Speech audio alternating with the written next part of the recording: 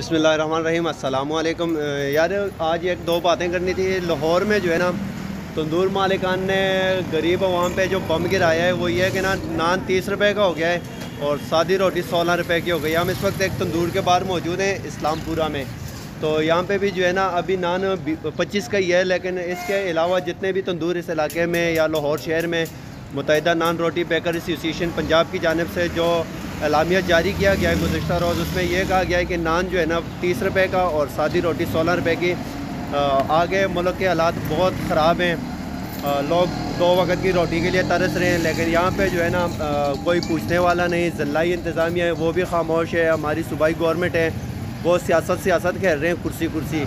परवेज़ इलाही साहब मस्जिदें सड़कें बनाने ये वो करना फलाई काम है, लेकिन खुदा के लिए कोई कमेटी बनाएं, कोई ऐसे ऑर्डर जारी करें, अहकामात करें कि रोटी गरीब आवाम को दो वक्त की बिस्मिल्लाहिर्रहमानिर्रहीम। अस्सलाम वालेकुम। यार आज एक दो बातें करनी थी। लाहौर में जो है ना तंदूर मालिकान ने गरीब आवाम पे जो बम गिराया है वो ये है कि नान 30 रुपए का हो गया है और सादी रोटी 16 रुपए की हो गई। हम इस वक्त एक तंदूर के बाहर मौजूद हैं इस्लामपुरा में।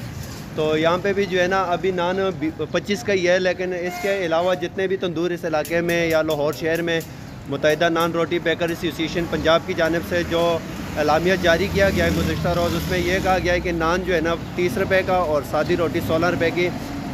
आगे मुल्क के हालात बहुत ख़राब हैं, लोग दो वक्त की रोटी के लिए तरस रहे हैं, लेकिन यहाँ पे जो है ना कोई पूछने वाला नहीं। ज़िलाई इंतज़ामिया है वो भी खामोश है। हमारी सूबाई गवर्नमेंट है वो सियासत खेल रहे हैं कुर्सी कुर्सी।